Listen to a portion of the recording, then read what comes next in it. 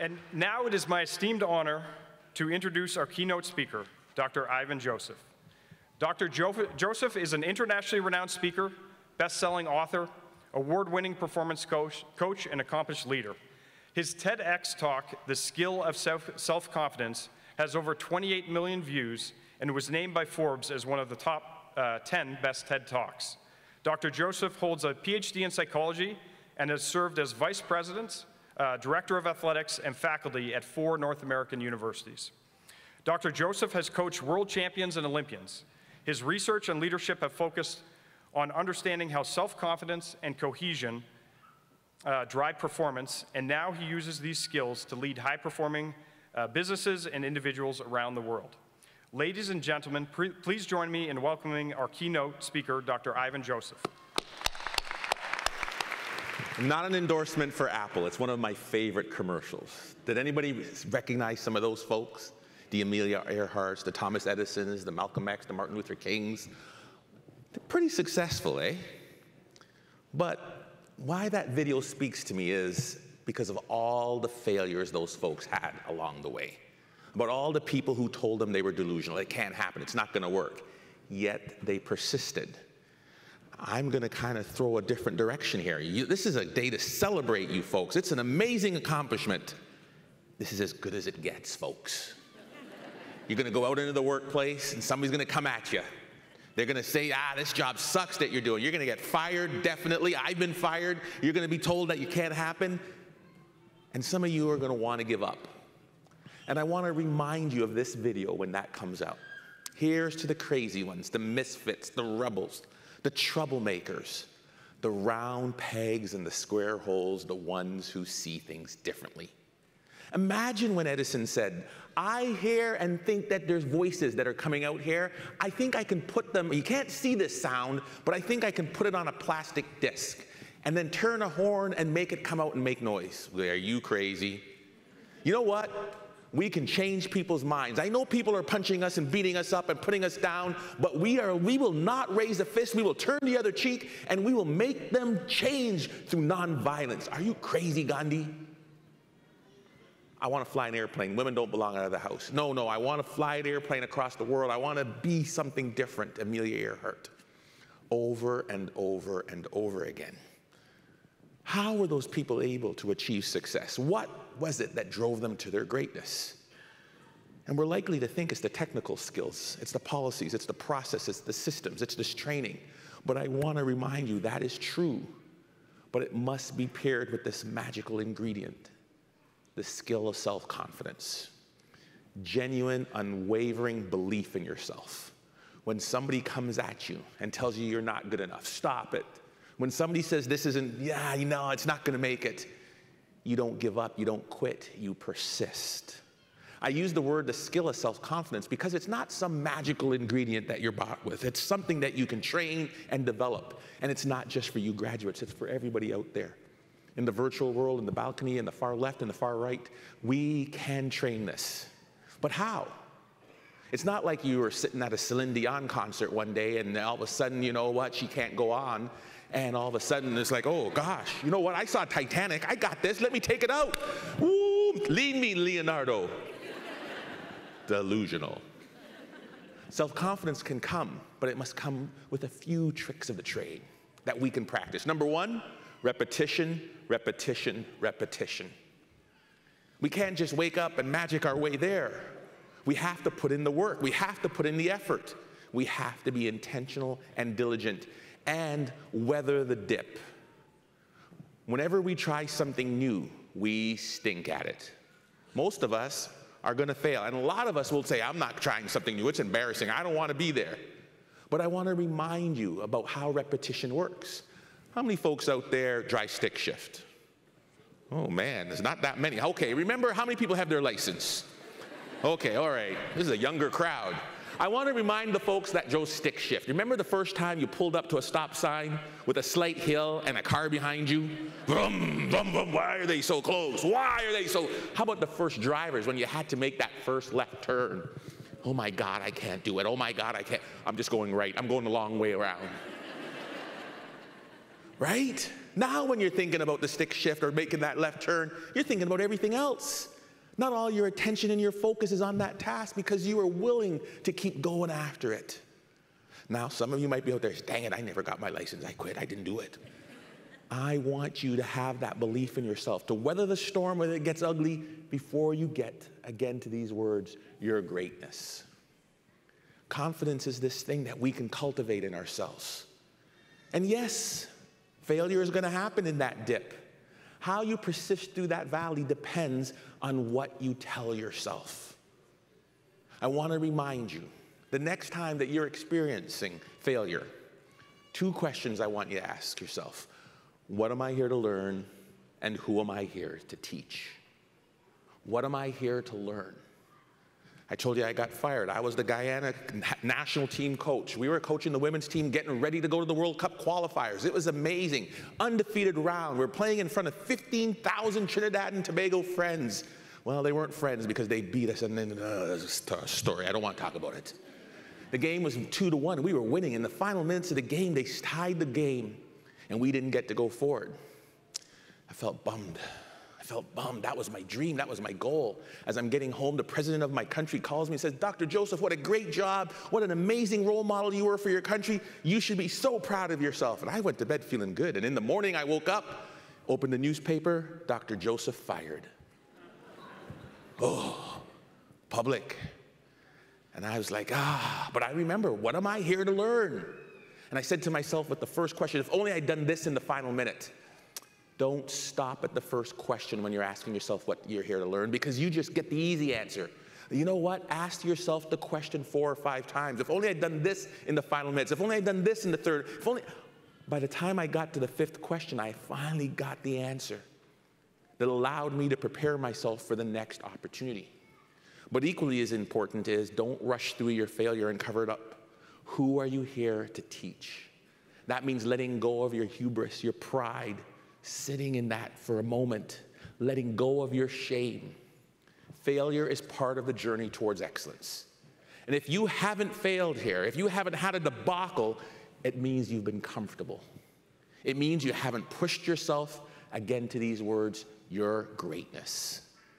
Failure is part of the experience, and how you choose to interpret it will set you apart from your peers. I was in a town of Iowa, a very small town. No stoplights, no Walmart, no McDonald's, nothing. And I won a national championship. There were only 2,000 people at my school, only 2,000 people in my town. I get this promotion to be the director of athletics. Whoa, in Toronto, a city of 2 million people. I missed the coordinator job, the manager job, the senior associate, director. I was in charge of 1 person before and a budget that ended in the word 100. No S on the end. And all of a sudden, they put me in charge of 50 people and a budget that ended in the word illions. Imposter syndrome. Anybody else? I can't do this job. Oh my God, I don't think I can do this. No, I don't want anybody to know how dumb I am. Just keep your mouth shut. Keep your mouth shut. Dr. Joseph, what would you think about the FF&E as I sit in the meeting? I'd be like, let me consult my stakeholders and get back to you. Google, Google, Google. Oh, I remember looking at the budget and like, okay, do brackets mean you have money or you don't have money? Why don't somebody put a negative sign there? I felt it. I felt the pressure of it. But you know what? I'm going to get my groove back. I know how to be confident. I wrote the book on this. I have the TED Talk on this. And Stella, I'm going to get my groove back. I'm going to do something that I'm good at. I'm going to coach soccer. I'm not the 1. I'm not the 2. I'm the 6-time coach of the year.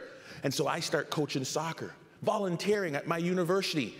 And in the first 2 weeks, I lost more games than my first 5 years combined. People are like, I told you you can't win here. This is why they call this school Rye High. Nobody can win here. You better go back. You don't belong. You don't deserve this job. And I started to believe it. And out of the woodwork one day, as I'm sitting at the quad around, there's some pine trees, I hear this voice from the bushes. Coach Mann. I look over, and a Caribbean specimen of a man ripples out. Black Thor, I call him. You know those young whippersnippers with the shirts too tight? Pretend this isn't round, but Kong. Oh my God. He was rippled. He said, Coach Mann, I read The Secret. I put it on my dream board. I saw your TED Talk. I want to help you win a championship. What's your name? Kyle. Come on along, Kyle. Kyle shows up to the field the next day. Ripple, ripple, ripple, ripple. Black blur. Usain Bolt lightning goes down the field. He kicks the ball. Boom. Guess what? He's terrible. He's a donkey. I got catfished. I really did. Okay, maybe he's good in the air. I see him head the ball. Boom! It's like an octagon on his head. You don't know what corner he's going to hit. Like, why did you forsake me, Lord? I'm so hopeful. He looks at me with these puppy dog brown eyes. Coach, did I make the team? And I'm a coward. I don't have the heart. Why don't you become our equipment manager? He shines things, he carries things, he washes things, he gets in there, he works really hard, he trains all summer, he puts in the work, he's in the weight room, he's getting it, and he tries out the next fall. And after his dogged effort and his persistence and his willingness to hear the feedback, guess what? He still didn't make it. Ain't no happy ever after story, folks. You're guaranteed nothing in life. That sucks.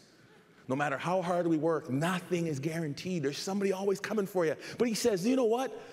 I'm going to ask for feedback because high performers ask for feedback. Coach, what do I got to do to make this team? I said, Kyle, I got a stud here, the best player yet, and waiting in the wings, this third player is even better. I only need 2. I got 3. It's almost impossible to make this team. What does Kyle hear? You're saying there's a chance. Confident people interpret feedback differently. Thank God he doesn't try it again. Finally, we're making some progress, but I need 1 player. I sent her back. I said, call up my coach in Scarborough. Say, can you send me somebody? He's like, yeah, I got somebody. He sends me 3. I'm sitting in the sun, and I can see these guys walking towards me slowly. I see them. And all of a sudden, the guy in the middle is, guess who? Oh, you've been this story before? What's happening here? Yes. I'm like, I don't want to cut him again, but he's there. We give everybody a chance in Canada. Taxes and opportunities, that's what we got. 50 people down to 30, he's still there. 30 down to 12, he's still there. Down to the final 3, he's there. After 4 years, guess what? He still doesn't make it. I wanted a Rudy happily ever after. Let's carry him off the field. No. We get on the bus. I'm like, I don't want to tell all 3 of you guys right there, you're looking at us. We're going to get on the bus and we're going to play a team. Before I cross the border, I get ready to ring the guy that made the team. Ring, ring, ring, ring. Coach Mann, I made the team. I called the wrong guy by accident, and I have a mental lapse. Blah, blah, blah. We'd like to take a longer look at you, Kyle. Join us at this other town. Click. My sister's like, what is wrong with you? What am I going to say? Prank call? I called you by accident, Kyle. Sorry, boop, bye. I'm only human. We play Syracuse. We don't smell the goal, and to add insult to injury, head injury, out for the year. Oh, my gosh. We bounce back, we play Hartwick, we win that game 2-1, a costly victory, knee injury for 2 weeks. Okay, I got one other guy, I got somebody else. We play the night before we're supposed to play, food poisoning. I got nobody. Who am I gonna put in the game?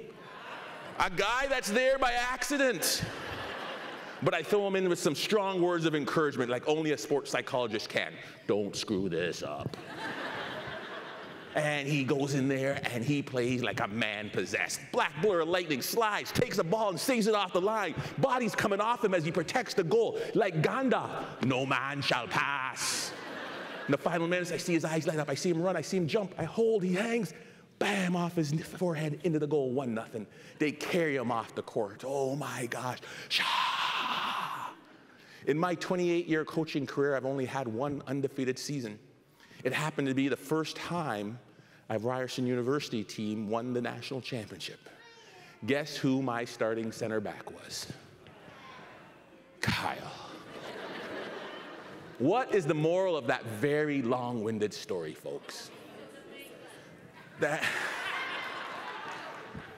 Thank you for not saying, what a poor judge of talent you are. If there was anybody that should have told Kyle he wasn't good enough, it was the guy with the blah, blah, blah, 6-time Coach of the Year credentials. What I want to remind you is, who do you give your power away to? Who do you let dissuade you from your goals, your dreams, your hopes and aspirations? How many times has somebody come at you and just been negative and toxic? You can't do this, you're right, and you listen. Get away from those people who will tear you down. The ex-husbands, the ex-wives, the old boyfriends, the old girlfriends, some cubicle mate, some guy from Loblaw, some guy from the grocery store, somebody you don't know, some stranger on the sidewalk. Stop it. They will take away that thing that makes you special. You'll start to believe them. And they'll influence your behaviors and your actions. And they will spiral you down. And you'll stop putting up your hand. You'll stop saying, I can. You'll be afraid to make mistakes. Those people are toxic to you and will limit your ability to achieve your greatness. And if you're thinking about that person right now, what are you going to do about it? And sometimes it's hard to leave a comfortable place. Put up a boundary. Put up some parameters. Be kind to your future self. They're negative and toxic. We all make mistakes. What are you going to do about it? Watch a professional athlete the next time they make a mistake. They point, they snap, they clap. These are centering exercises meant to disrupt the negative talk. There's enough people telling me I got the job because I'm black. You got the job because you're a woman. You're not do the job as good as I can. I'm better than you. Stop that negative self-talk. It will spiral you down. And you'll, again, lose that thing that makes you special. You didn't get there by accident.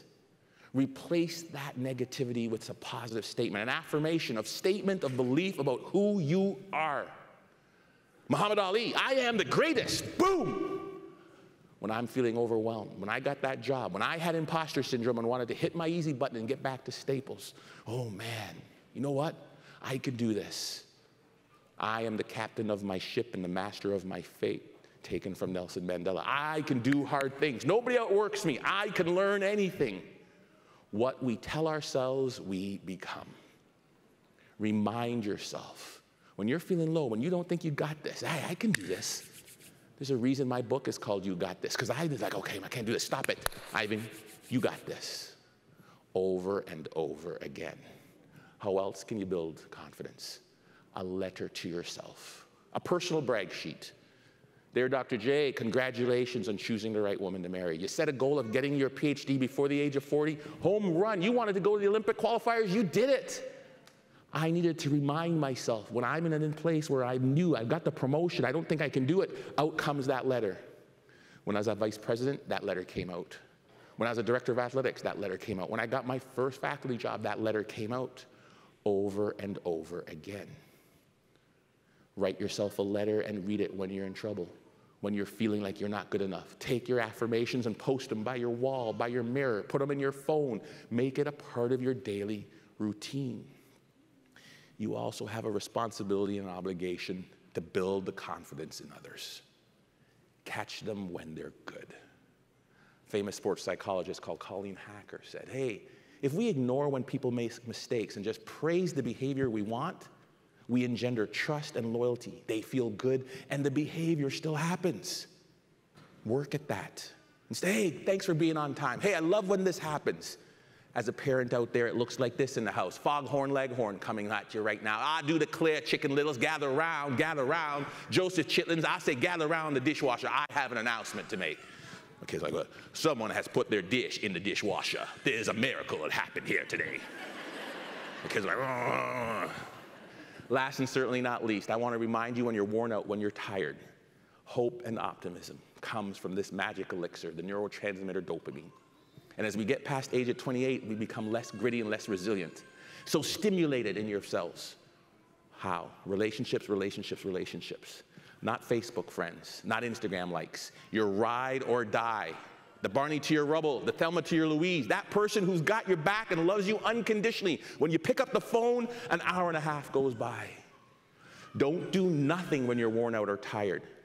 Do hobbies that make time fly. Csikszentmihalyi calls this flow.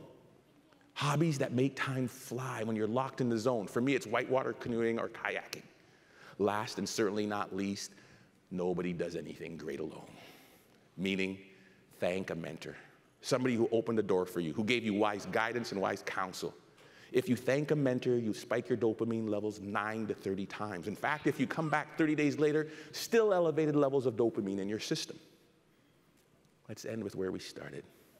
Here's to the crazy ones, the misfits, the rebels, the troublemakers, the round pegs in the square holes.